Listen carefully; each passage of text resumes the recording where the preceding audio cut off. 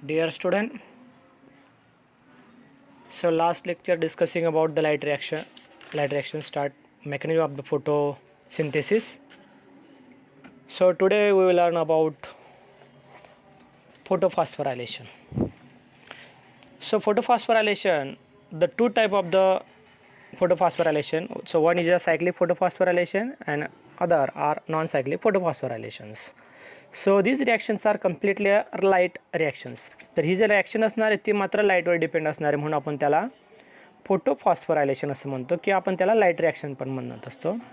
यामध्ये दोन पार्ट्स खूप इम्पॉर्टंट असणार आहेत, ते मात्र सायक्लिक रिॲक्शन आणि नॉन सायक्लिक रिॲक्शन. सायक्लिक म्हणजे काय, तर पूर्णतः त्या ठिकाणी पिगमेंट सिस्टीम फर्स्टपासून स्टार्ट होऊन परत त्या ठिकाणी रिपीट पिगमेंट सिस्टीम फर्स्टपर्यंत त्या ठिकाणी ते प्रोसेस येते, त्याला आपण सायक्लिक म्हणणार आहोत.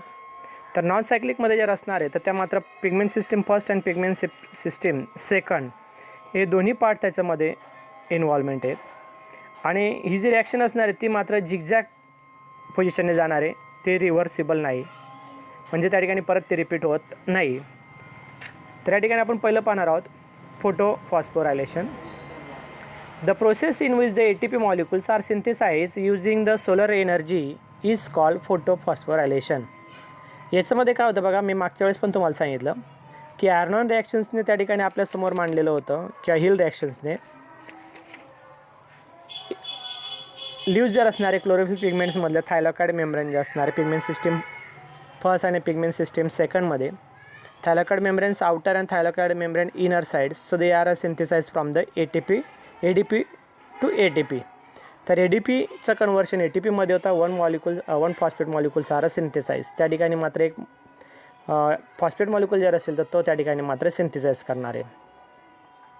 So ATP molecules are synthesise using a solar energy. आणि याच्यामध्ये सगळ्यात मेन पार्ट जर असणार आहे तर तो मात्र कशाचे असणार आहे, सोलर एनर्जी. म्हणून या ठिकाणी म्हटलं आहे बघा, the process in which ATP molecules are synthesise using solar energy is called as photophosphorylation. त्याच प्रोसेसला आपण काय म्हणणार आहोत, photophosphorylations. At the reaction centre energy rich electron are expelled on receiving photon and there in electron transfer.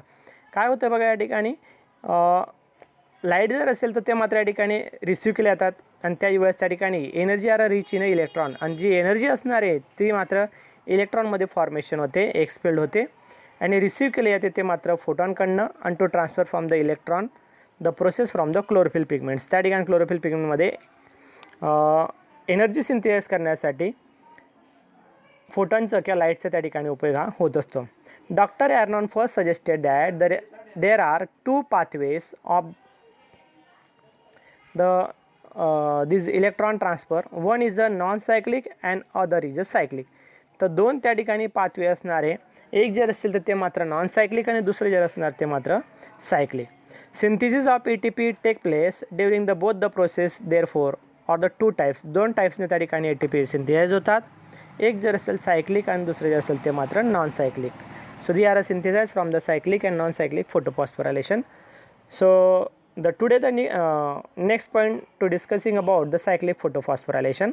तर मी तुम्हाला सगळ्यात आधी असं सांगेल की बघा, आधीच मी तुम्हाला दोन फोटो त्या ठिकाणी सेंड केलेले आहेत, सायक्लिक फोटोफॉस्फोरायलेशन आणि नॉन सायक्लिक फोटोफॉस्फोरायलेशन. तर सगळ्यात पहिले तुम्ही काय करायचे की सायक्लिक फोटोफॉस्फोरायलेशन आणि नॉन सायक्लिक फोटोफॉस्फोरायलेशन एका पेजेसवर तुम्ही ती आधी डायग्राम ड्रॉ करून घ्या. नंतर जसं त्या ठिकाणी मी एक्सप्लेन करेल तसं त्या ठिकाणी मात्र तुम्ही कॉन्सन्ट्रेट करायचे त्या डायग्रामकडे, जेणेकरून त्या ठिकाणी तुम्हाला लवकर त्या ठिकाणी अंडरस्टँडिंग होणार आहे. बघा या ठिकाणी आता तुमच्या लक्षात येईल, शो या डायग्राम पण त्या ठिकाणी तुम्ही शो करायची पाहिजे आहे. The chlorophyll molecules after receiving the light energy become the energy reach the state of the chlorophyll molecules become excited. सगळ्यात त्या ठिकाणी काय एक्सायटेड एनर्जी क्रिएट करणारा पार्ट जर असेल तर तो मात्र काय असणार आहे, क्लोरोफिल असणार आहे. म्हणून आपण त्याला rich expelled the energy of a chlorophyll molecules. Excited state 8 emit the electron. These electrons are accepted by the electron acceptor like in a cytochrome, and some electron is finally received by the chlorophyll molecules again. In this pathway of electron expelled from pigment system first 700 nanometer and return back into the pigment system first. Pigment system फर्स्टपासून start होऊन परत त्या ठिकाणी pigment system फर्स्टपर्यंत त्या ठिकाणी process होते, त्याला आपण सायक्लिक फोटोफॉस्फोरायलेशन असं म्हणतो. Electron are acceptor from the light in a cytochrome, आणि याच्यामध्ये सायटोक्रोम जर असेल, cytochrome F, cytochrome B, ferredoxin substance, plastocyanin, so are completely cyclic in a photophosphorylations. So light energy is absorbed by pigment in light harvesting complex. यामध्ये आपण पाहतोय की सगळ्यात पहिले जर असेल तर ते मात्र लाईट हार्वेस्टिंग म्हणजे काय, तर त्या ठिकाणी फोटॉन जर असेल, क्लोरोफिल बघा डायग्राममध्ये बघा खाली ॲरो दिलेले आहेत. Pigment system first 700 chlorophyll A and photon म्हणजे लाईट त्या ठिकाणी ॲब्सॉर्ब करतात. Absorb pigments of the light harvesting complex associated in a pigment system first. The energy is a transfer of the pigment system first. It get excited, the energy rich in electron are expelled to the pigment system 700. तर या ठिकाणी expel होत आहे त्या ठिकाणी due to which the become positively charge. या ठिकाणी positive charge जर असेल तर तो मात्र या ठिकाणी फॉर्म्स होतो, इलेक्ट्रॉन त्या ठिकाणी एक्सेप्ट होतात. निगेटिव्ह चार्जकडे म्हणजे प्लास्टोसायनिनकडे त्या ठिकाणी 2 electron are move. Two continuously electrons are move in the directions of ferredoxins, त्यानंतर ferredoxins to formation from cytochrome B, cytochrome A, plastocyanin and pigment system first. तर या पद्धतीने त्या ठिकाणी आपण पूर्ण सायक्लिक मॅनर पाहतोय. The energy are a transfer form, it get the excited energy rich in electron to expel the pigment system 700 due to which become a positively charge. त्या ठिकाणी पॉझिटिव्ह चार्ज असणारे the electron are accepted by the iron containing red protein called as the ferredoxin. हे बघा त्या ठिकाणी तुम्हाला FRS दिलं म्हणजे फेरॉडॉक्झिन सबस्टन्स जर असेल तर तो मात्र या ठिकाणी आयर्न असणारे, पॉझिटिव्ह चार्ज जर असेल तो मात्र एक्सेप्ट करणारे. So ferredoxin are reducing substance, the electron then pass through the series of electron acceptor. Ferredoxin सबस्टन्सपासून फेरॉडॉक्झिनपर्यंत त्या ठिकाणी पाठवले जाणार आहेत. The donor such as in a cytochrome B, त्या ठिकाणी बघा. So that time from ADP to convert the ATP 1 inorganic phosphate molecules are add. त्या ठिकाणी फेरॉडॉक्झिन्सपासून तर सायटोक्रोम B6पर्यंत येताना ADPच्या कन्वर्शन त्या ठिकाणी ATPमध्ये होतं आहे. And that time the same process from the cytochrome F and plastocyanin. Cytochrome B to form from the cytochrome F. 2 electrons are accepted from the cytochrome F, ADP to convert the ATP, and cytochrome F to form to produce from the plastocyanin. So plastocyanin is D energies, electron are transferred from the pigment system first. तर या ठिकाणी परत pigment system फर्स्टपर्यंत त्या ठिकाणी process येणार आहे. Thus the reaction is get back in to the expelled electron from a flow of electron is a cyclic manner. बघा या ठिकाणी परत मी इन शॉर्ट रिपीट करणार आहे. बघा काय होतं आहे, सूर्यप्रकाशाच्या साहाय्याने जो लाईट असणार तो लाईट मात्र या ठिकाणी पिगमेंट सिस्टीम फर्स्ट जर असेल आणि पिगमेंट सिस्टीम फर्स्ट आणि पिगमेंट सिस्टीम सेकंड कुठं असणार आहे, तर मी मागच्या वेळेस तुम्हाला सांगितलं होतं पिगमेंट सिस्टीम फर्स्ट जर असेल तर ते मात्र या ठिकाणी थायलॉइड मेम्ब्रेनच्या आउटर मेम्ब्रेनला असणार आहे. तर इनर मेम्ब्रेनला जे असेल पिगमेंट सिस्टीम सेकंड असणार आहे.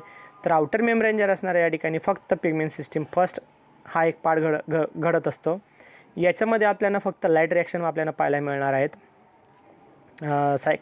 पिगमेंट सिस्टीम फर्स्ट आणि पिगमेंट सिस्टीम सेकंड जर असेल ते मात्र आतल्या साईडला होणार आहे. तर सायक्लिक प्रोसेस जर असेल तर ते मात्र आउटर मेम्ब्रेनमध्ये त्या ठिकाणी होणार आहे थायलॉइडचा. And that time from two light are absorb from the ferredoxin. Ferredoxin कावर म्हटलेलं आहे कारण की आयर्न कंटेंट जर असेल तर ते मात्र या ठिकाणी प्रेझेंट असणार आहे. आयर्न प्रेझेंट असल्यामुळे काय होतं आहे की तो जे लाईट आहे त्याचे पॉझिटिव्ह चार्ज असणार आहे.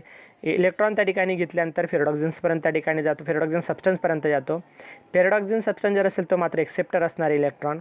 So that time from the donate from the electron or donor from the electron from the ferredoxins. आणि तिथून मात्र फेरॉडॉक्झिन सबस्टन्सचं परत त्या ठिकाणी फेरॉडॉक्झिन्समध्ये होतं. त्यावेळेस 2 इलेक्ट्रॉन जर असेल ते परत मूव्ह होतात.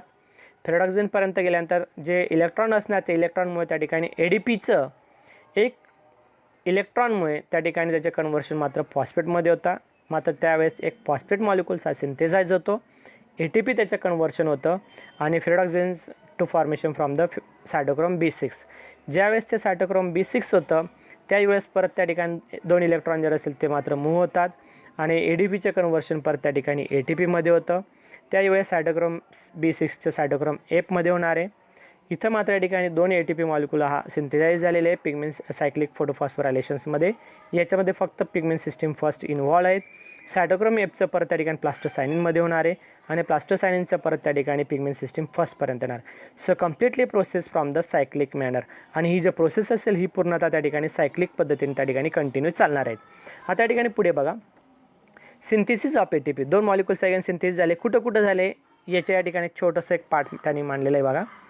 During the transfer of the electron from cytochrome to cytochrome F, cytochrome to cytochrome F, the energy from electron is released and used in synthesize from ATP and ADP and inorganic phosphate. One another ATP molecules form in the electron are transferred from pyridoxines to cytochrome B from ADP to AP. 2 ATP molecules त्या ठिकाणी synthesise झालेले आहेत. आता significance of cyclic फोटोफॉस्फोरायलेशन, त्याचे importance काय असणार, त्याची significance काय असणार आहे, का ते एवढे इम्पॉर्टन्स काय त्या ठिकाणी सिंथेसाइज होतं आहे.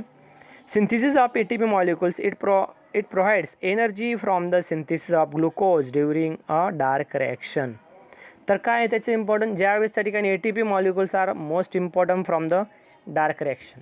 म्हणजे या ठिकाणी पुढच्या रिॲक्शनसाठी आपल्याला या ठिकाणी ATP मॉलिक्युल्स हे 2 इम्पॉर्टन्स आहे. हेच 2 ATP मॉलिक्युल्स आपल्याला डार्क रिॲक्शन्समध्ये म्हणजे पुढच्या ग्लुकोज सायकल्समध्ये आपल्याला त्या ठिकाणी पाहायला मिळणार आहेत. It involves the pigment system first only. आणि 2 ATP मॉलिक्यूल जे या ठिकाणी सिंथेसाइज झालेले आहेत ते आपल्याला फक्त पिगमेंट सिस्टीम फर्स्टमध्ये पाहायला मिळणार आहेत. Okay, the next non cyclic फोटोफॉस्फोरायलेशन.